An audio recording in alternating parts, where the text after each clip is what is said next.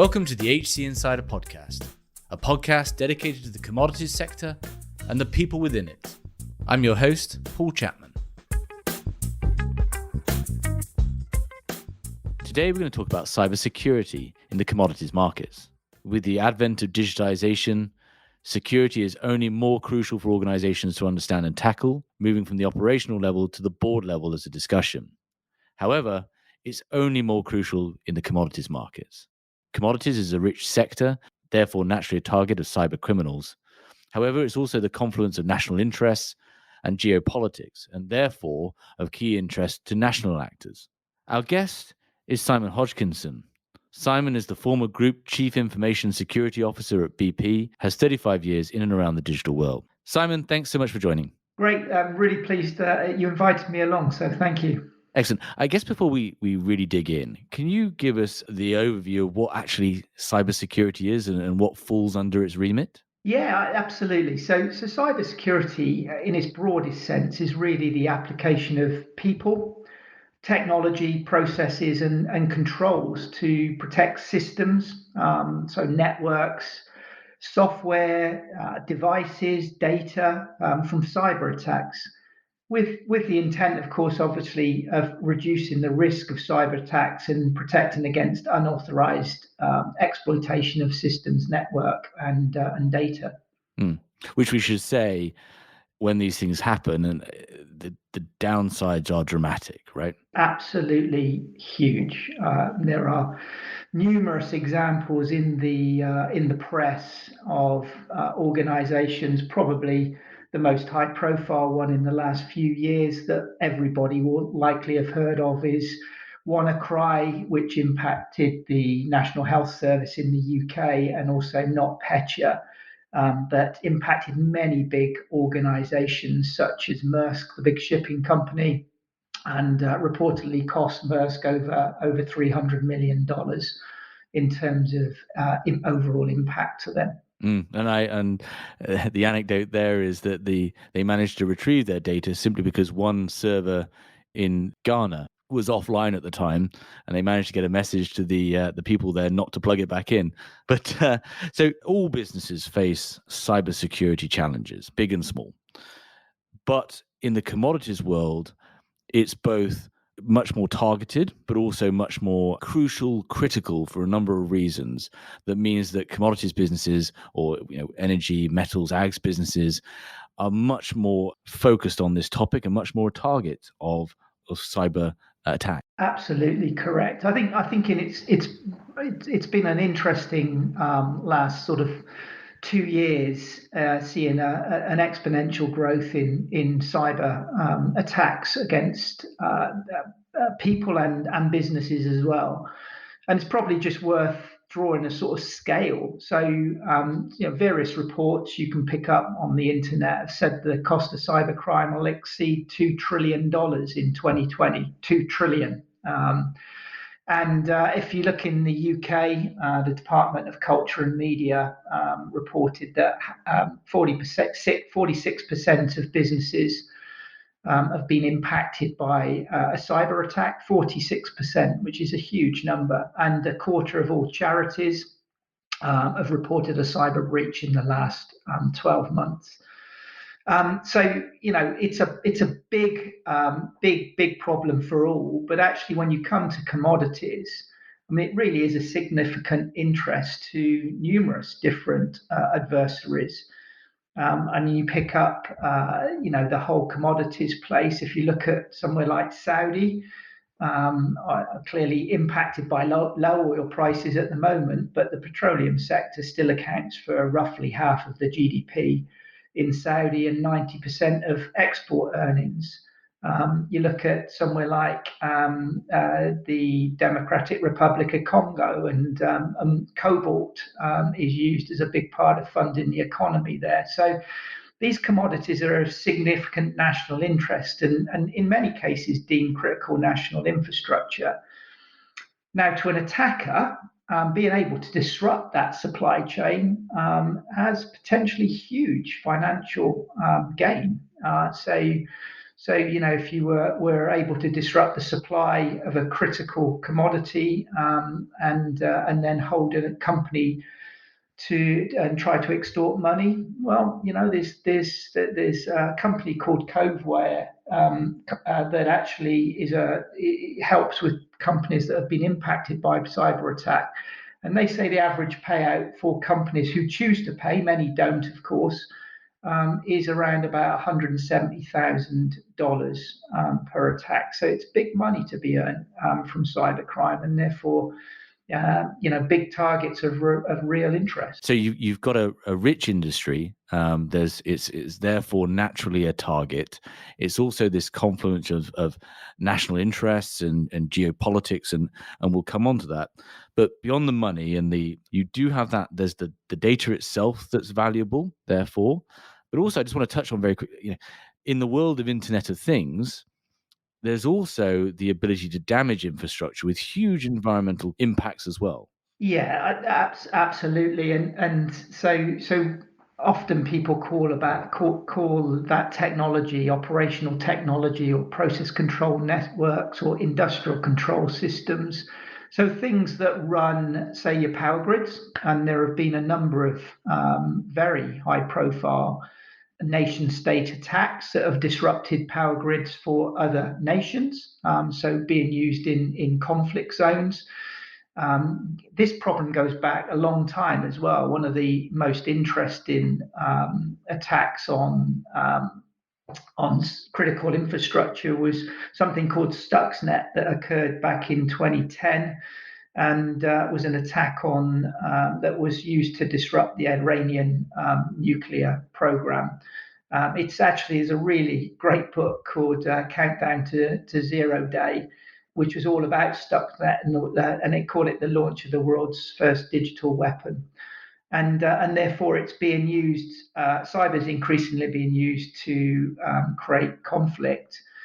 With a cyber attack on a industrial control system, so if you hacked into an industrial control system and you were able to change the human management interface, say for a pressure valve, so that the controllers didn't realize something was over on pressure, you can cause a kinetic effect. You can cause an explosion, which can lead to fatalities, lead to huge environmental disasters.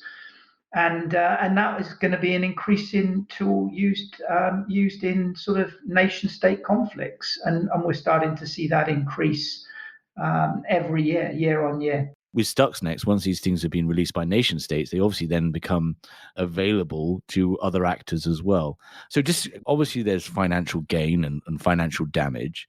There's also this element of commodities being vital to national interests, and therefore the data, knowledge, and information about what your competitors or other nation states are doing is incredibly valuable. And then you've also got actually the ability to actually damage organizations, even countries' infrastructure, and as you say, with fatal results, and a very worrying area. Can we move on to, I guess, dig in a little bit more to the players and the drivers? Perhaps starting us off at that national level, like what we're seeing there and kind of why? Yeah, sure. So we break, typically when we talk about adversaries, we talk about a number of different ones. So nation states, criminals, hacktivists, so activists, and some terrorism as well. And then we talk about insider stroke compromised individuals. And they all tend to have different motivations, but there is an awful lot of crossover between those different categories. So there's been numerous examples where nation states have had insiders within some very high profile government organizations, for instance. So the thing that's really difficult in the cyber world is attribution, because it's such a complex area, and there's so much obfuscation in the digital world that adversaries work in. It's really difficult to find out who the attacker is, and which organizations they may be aligned to. But let's just pick off. So if you talk about nation states, it's typically things like espionage, so theft of intellectual property, confidential information, and government plans, etc. There's also this element, as we just talked about, as cyber being used as an offensive tool in nation-state conflict as well. And increasingly in the Middle East, you've seen in the press a number of examples where it's been referenced that different nations using cyber as a proxy for conflict. So we talk about criminals. Criminals just make an enormous amount of money. I talked earlier about the average ransomware payout of $170,000. It's a very high reward, incredibly low risk business for people to get into, and unsurprisingly, there are more and more criminal activity going on as a result of that. And there is evidence that some of the nation states are also using criminal proxies to obviously get financial gain in terms of helping fund GDP, etc. So again, there's this combination of where nation states and criminal gangs cross over. You've then got things like hacktivism, as we call it. So this tends to be kind of social or ideological issues that creates a motivation to attack an organization, to make some kind of statement. And this goes back a long way. This was the days of taking websites down, or putting an image on a website to embarrass a company. That's been going on a long time. Terrorists are increasingly getting involved, but again, in terms of there's a crossover with criminal gangs, so cyber can be used to fund terrorism. And we desperately hope people don't pay in terms of paying those extortions. But they do, and obviously that financial gain can be used to fund terrorism. Then you've got things like revenge. So you've got disgruntled employees. So say former employees, maybe especially through things like COVID, companies are going through major restructuring. They can create disruption internally. Now that can be again for financial gain, or it could just be to create disruption internally. And there's lots of reports of in the press in some fairly significant technology companies where somebody's gone rogue and created a fairly big outage within their technology environments. So you've got a lot of different actors in the mix with a lot of different motivations. And as I said, it's really difficult to attribute any particular attack to any particular motivation at times, because they tend to cross over. There is one final one as well, actually, which is cyber attackers often use organizations as proxies to attack other systems. So again, this world of obfuscation, this need to create scale in terms of compute power. So if you're going to run a big an automated network called a botnet, you typically want to compromise lots of systems across the globe to launch whatever attack you're going to launch. So organizations get used as proxies, and equally individuals get used as proxies to essentially create that botnet. Yeah, this is where your computer's actually working in the background on behalf of someone else, unbeknownst to you. So you've got this range of actors, and you've got a range of drivers behind that and goals. But it seems, at least from our discussions and my notes, there's kind of two broad classes of the how they do it. One is kind of this, throw it at the wall, cheap and sort of broadcast method, and the other is actually much more targeted and much more determined, and much more funded typically. Can you help us understand that sort of the cheap and cheerful plan first? Yeah, so adversaries tend to use a wide variety of tools and methods. Often procured on the dark web. There's an enormous business model. It almost sounds like a legitimate business how people talk about it. On the dark web, where you can buy different malware, etc. However, it's widely accepted that over 90% of successful compromises still start with some kind of phishing attempt. So, an email in your inbox which is trying to socially engineer you to click on a link, and you click on that link and you give away your credentials, your username and your password. Just to understand that, so socially engineer, you're trying to get me to do an action simply by clicking on that link. Does that provide them all of that information, or I then need to go, you then through to a false website and you're inputting that data?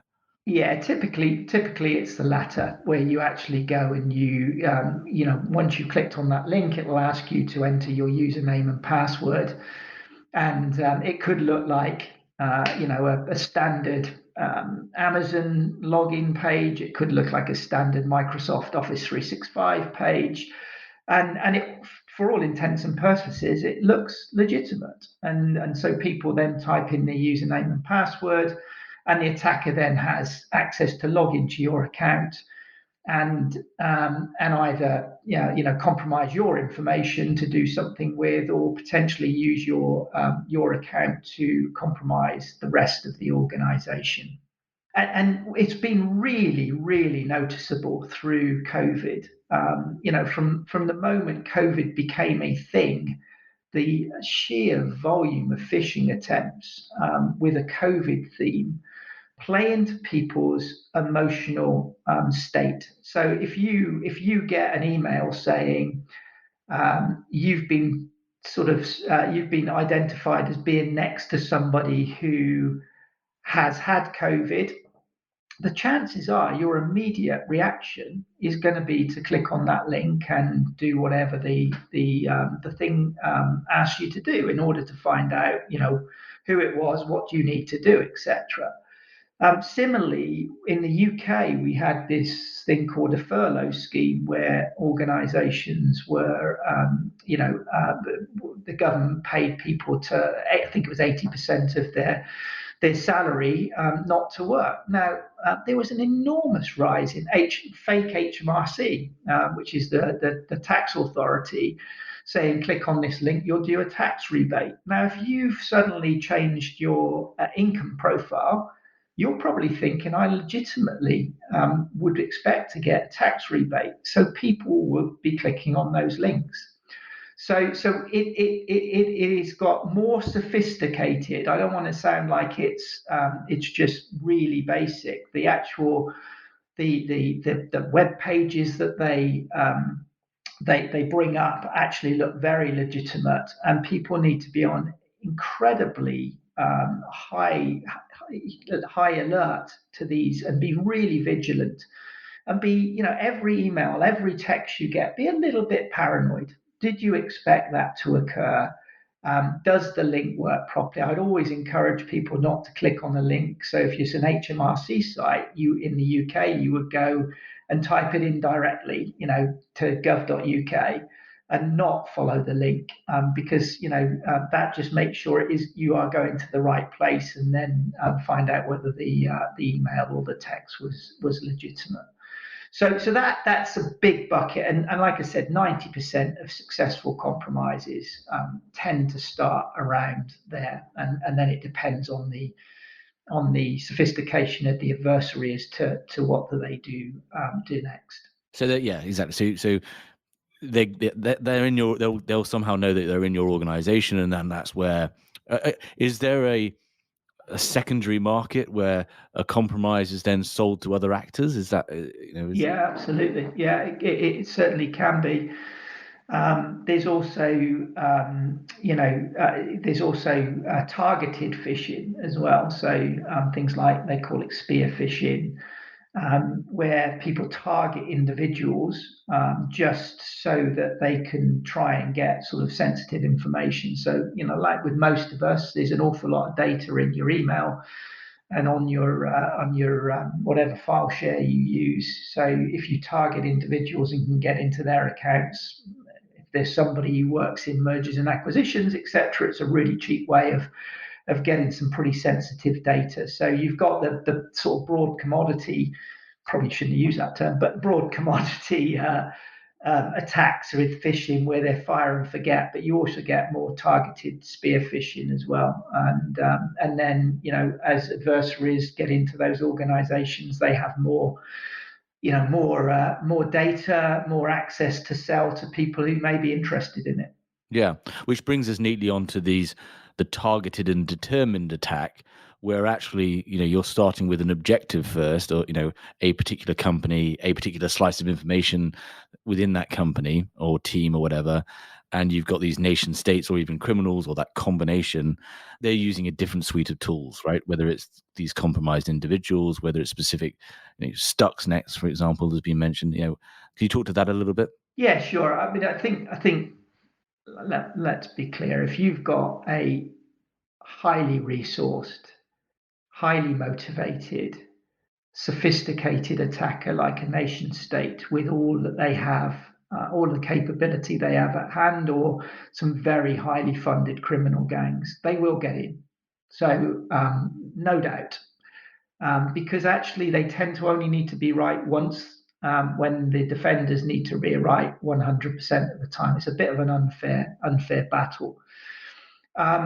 So if you're in something like the commodities industry, which is really interesting to all of those different attackers we've talked about, including hacktivists, by the way, and potentially terrorism as well.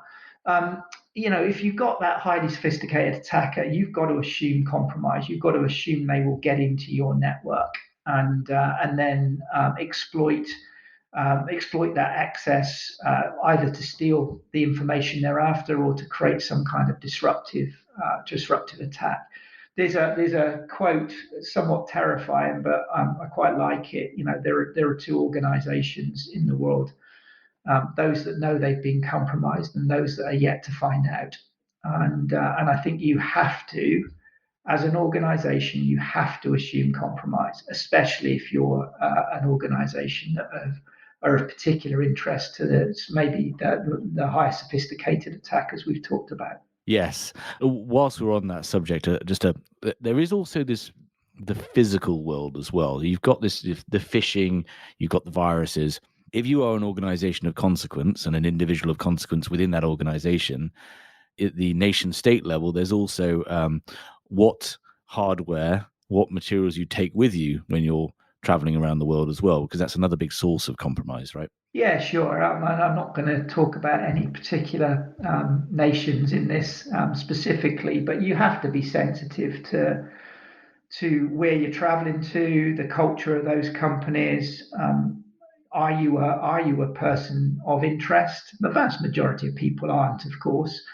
But if you're going in to do some kind of M&A deal into certain jurisdictions, you have to be really sensitive to what do you carry, what do you give over. So if you're going into countries and they ask for your hardware, you just need to be really cautious about what you do with your phones and your laptops, etc. And again, if you are a person of interest, be absolutely vigilant in terms of making sure that kit is with you all the time. I mean, how many people who are on business trips kind of leave their laptops plugged in a hotel room? Well, actually, there are some places in the world I would highly encourage you not to do that. And equally, locking them in a safe in some of those places is insufficient. In a hotel safe is insufficient. Because the hotel will likely have had compromised individuals themselves. So you just need to be really sensitive to the cultures and the environment you're walking into, and make sure that you protect your information and your assets really well and appropriately in those environments. So I guess this brings us on to mitigation, and I think taking the very clear statement about the fact that with those determined actors, there's probably very ultimately little you can do if they're well funded and all the rest of it.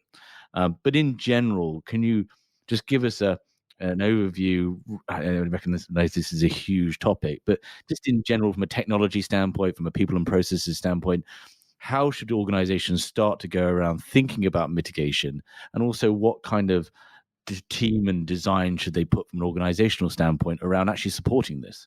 Absolutely. Just want to pick up that last point, if I may. I think there is more we can do for those highly sophisticated attackers. It won't stop them getting in necessarily, but I think there's a growing need for companies to invest in threat intelligence, and a lot of companies do, and there are still many that don't. And this is information that allows you to understand the nature of the adversaries who are likely to come after you.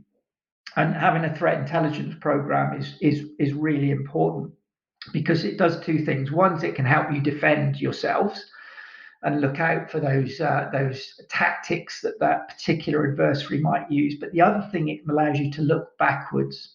So as they change and pivot, and you know more about the way they attack companies, you can constantly look back to see whether you've been compromised in the past and understand what information may or may not have been taken out of your organization as a result. So I think there's more we can do. I absolutely agree with the point that actually, if they are highly resourced and dedicated, they will get in. But actually, back to your question, sorry to go off on a tangent there, but the first thing every organization needs to do is manage cyber risk, as you would any other risk in the organization. And for whatever reason, cyber risk seems to be handled differently in many. I would say cyber risk should be on the board agenda of every company now. It doesn't matter whether they're small, medium, or large. This needs to be an active conversation at the board level, and the board need to own the risk. And therefore, from top down through executive leadership, everybody in the organization is made aware of the role they have to play. As I said earlier, all it can take is one individual to click on a link, and suddenly you've exposed the company. Equally, at that board conversation, every business, every strategy decision you make needs to have cyber due diligence as part of it. So if you're going to make an acquisition, for instance, you need to make sure there's the appropriate due diligence on the security posture of that organization. I mean, just by way of an example, the UK privacy watchdog fined Marriott. It was £18 million. In the end, it started off for about 100 million for a major data breach. That started in Starwoods, which they acquired that the attack happened in 2014, but Marriott acquired them later than that. So they essentially, if they'd done some more due diligence, they may have found that. So I would highly encourage that you start. If you don't start at the board conversation, you're already on the losing battle. It has to be at that level. Mm. It's interesting that I want to carry on the people aspect, but it strikes me that in the same way that you would audit, know your customer, right? Audit your supply chains up and down. This seems a crucial topic to start actually having insight on whether the people who are providing you services or you're selling to also have a similarly robust approach to cybersecurity. Absolutely spot on. I mean, this is not, you can't outsource the accountability for cyber risk. So you've got a supply chain. If they have some kind of cyber attack that affects your brand and your reputation, well, it's you that are impacted. So you need to make sure that you have a cyber program that are looking at supplier security or business partner security, whatever your language you use, and using companies that do have a good security posture. Now, there are many that do, and there are equally many that don't. And what we're seeing more and more regularly now is where big organizations that have invested in cyber and have a fairly good posture, cybersecurity posture. Nothing's perfect, by the way, because it's always a risk-based decision based on company tolerances. But actually, what the adversaries do is they go after the supply chain, which tends to be the weak underbelly. And when you expose the supply chain, for instance, somebody who potentially, sends an invoice into your corporation, looks like it's come from the right person, it's got the right branding, it's asking broadly the right information to pay an invoice or change a bank account. If it's come from the legitimate organization, lots of people still pay that, and they don't have rigorous business processes to catch those issues. But you have to assume somewhere in the environment they've been compromised, and equally only work with suppliers that are investing in cyber. So you've got, I think it's, there's the technology piece of this, right, which is better firewalls, all that, piece. But in reality, just like your comments about the board level, this is about people and processes. It's about training and understanding and information. Can you talk to that? And I think one of the real challenges here is organizationally, where do you put your cybersecurity officer? And also, there's a real war for talent, as I understand it, going on about finding people who can actually implement these stuff, because it's the risks are going exponential and the prevalence is increasing as well. Yeah, so spot on. I mean, cyber awareness and education needs to be in place for every employee and every third party who have access to your systems. And back to that third party point, you should have in your contracts with them security obligations as well. Even though you may feel like you're outsourcing stuff to them, being absolutely crystal clear on your expectations in those contracts is really important.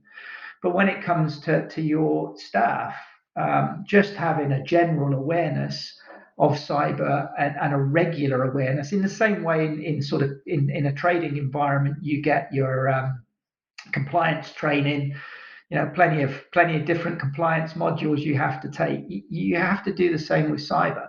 But with cyber, I think you have to make it engaging. Sometimes it can come across as being a deeply technical thing that people can't engage with. So, what I'd encourage people to do is to try and make it engaging and something people can take back and share with their loved ones and people who are important to them. So that they can raise general awareness, because this, most people know somebody who's had a horrific experience of being had a cyber attack in some way. Yeah, it's at the company level and the individual level, right? Yeah, The same absolutely. rules apply about multi-factor authentication, not having the same password for everything, and not clicking on links as it does in your company as it does at home. Yeah, so again, I think on top of the general awareness, specific training for high risk individuals is also really important. So I talked about sort of people who are in the process, who process payments, and this increasing vector. It's called business email compromise, where a legitimate counterparty is compromised and sends a request in for payment or change a bank account, etc. Then having specific training in place and a really rigorous business process that they follow 100% of the time is critical. There is no technology that can protect you from that, so it does become a people and a process issue. A few other quick thoughts. I mean, security has historically been added on to stuff. So, there'll be a cybersecurity program that layers more and more software in that just gets in the way of people doing business. I think that's destined to fail, and security has to be embedded in the user experience. Because if you make cybersecurity hard for people, they'll tend to work around it. So, things like protecting information. If you make it difficult for an individual to protect information, they'll start sharing it on some third party capability. So you've got to be really thoughtful about how you build security into people's day jobs in a way that it doesn't become a friction they have to deal with. I find it fascinating. I mean, right now there's a lot of debate going on about some of these messaging apps and what information they share with their parent companies. And if we think about the amount of information that gets transferred on services like WhatsApp or whatever it might be, that's a significant source of compromise that all businesses face, and precisely because those tools are so easy to use. Yeah, spot on. One of my particular frustrations actually is, I mean, because downloading an app is so easy to use. It's so easy to do nowadays. How many people read the terms and conditions? And then the compliance issues, and I think that's where there's a lot of platforms out there that are trying to solve this. So looking toward the future, first off, it strikes me that on the assumption that if you are a company of interest, a person of interest, you likelihood it, or at least you need to act like you have been compromised. Are there certain things that organizations that should not be in a they should be on closed circuit TV, so to speak, or they should be on pen and paper as opposed to on accessible via servers? I think there's the role of the CISO is a really interesting in role. Thoroughly enjoyed it, by the way. But it's every day the decisions are a balance between allowing the business to operate and cybersecurity. So there's never a binary answer. It's always a risk-based decision. Now, in practice, pen and paper would never work in the new digital economy. But the reality is that you're not going to get compromised for that. So I think you need to be really thoughtful about understanding the value of the assets you're working with and applying appropriate security controls to those assets. And for other assets that maybe not as high value, then perhaps have less of an overhead in terms of security. So, for instance, if you've got your year end or quarter results coming out that you just cannot afford to be released or leaked to the market, then you need to make sure that you've got really tight security. Now that may have an impact on the end user experience as you lock things down and you put more and more controls and mitigations in place. But if you're going to send an email to your friend about going out on a night out, well, nobody cares about that. So don't apply the same level of control on those things. So it's about understanding the value of the assets, whether it's a piece of software, whether it's an industrial control facility, whether it's a particular piece of data that you want to protect, and maybe some of the higher risk access, you do build friction into the system, and some of the others you put less friction in. But it's really moving from, you talked about firewalls earlier, the world's moving away from that sort of perimeter, if you like, where you could lock everything behind firewalls, to this cloud-based world where you consume software as a service from many organizations, or infrastructure for your servers that are not in your data centers anymore. So you have to think about the asset and how you secure the asset and the data, and people's identities as well, rather than this world of where we used to try and build this big perimeter around those assets. Fascinating. I want to finish up on ESG. So you've got companies more and more being scored, access to capital, market capitalization based around things beyond just free cash flow. Where do you think in the future this whole aspect, given the consequences, huge consequences for individuals and for businesses, for nation states, where do you think this sits within the governance piece in the coming decade? Yeah, it's a growing conversation actually, and there's talk now about potentially having cyber ratings agencies that could affect your ESG ratings. And I think inevitably it will move towards that. Whether it will be the same as kind of credit rating agencies, I'm not sure whether it will ever get to that level. But increasingly, people will look, especially companies that manage things that are so critical to the national infrastructure.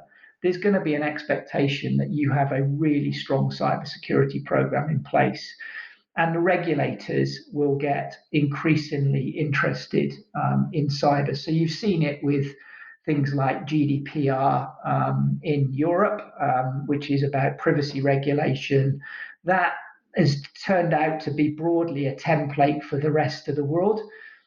So places like India, different states in the US are applying similar privacy regimes. We've got things like the standards around security in the industrial assets. So it tends to be security of supply.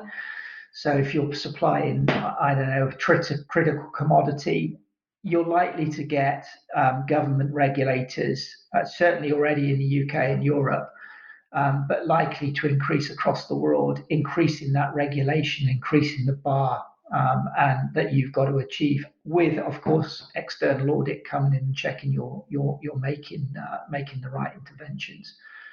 I will add one thing. Cybersecurity is really expensive to retrofit. So now's the time to get it right. So especially as the world is going through this digital explosion, everything is being digitized, from the big industrial assets through every business, end-to-end business process. Now's the time to get security right, because actually it's phenomenally expensive to retrofit. As you say, the costs are much, much higher trying to retroactively implement this, but sometimes those costs, getting it wrong, are existential, particularly in this commodity, where the reputational damage, which includes access to liquidity, capital, talent, all of those things, becomes so devastating that organizations can cease to exist. Yeah, it is an existential threat. And the other thing maybe to try and think about building in is that I think increasingly you're seeing in the general population this notion of digital trust. So actually, we talk about it being a cost, but actually it can also be an enabler if you get it right. And if you build up that trust with your counterparties, etc., then that could be a big differentiator for you growing your business, not just a cost of managing your business. Yeah, it's been a fascinating discussion, Simon, and I think certainly an eye-opener for me digging into this. And like all of these challenges, there's opportunities around them, but I think it's one of those things where it needs focus and it needs attention, because this is going to be it has been, but it's going to, going forward, be an increasingly important aspect of this world as it continues to digitize. So thank you very much for your insight. It's a pleasure. And if possible, leave one message for your audience, and that's, you mentioned the term MFA. As I said, 90% of successful attacks typically come through phishing. If you turn on MFA in your organization, that will protect you against the vast, vast majority of those commodity attacks. And it's extraordinary how few companies have done it at the moment. So if you haven't, get your security team on to turning that on. It is so critical. And then you can focus on the more sophisticated attackers and making sure you address those risks. Thank you for listening. If you enjoyed this episode and want to support the show, please give us a positive review on Apple Podcasts or Spotify. To find out more about HC Insider and Human Capital, a search firm dedicated to the commodities sector, go to www.hcinsider.global, where you'll find more original content on the commodities sector and more details on our offering as a search firm and our locations around the world. Thanks again for listening.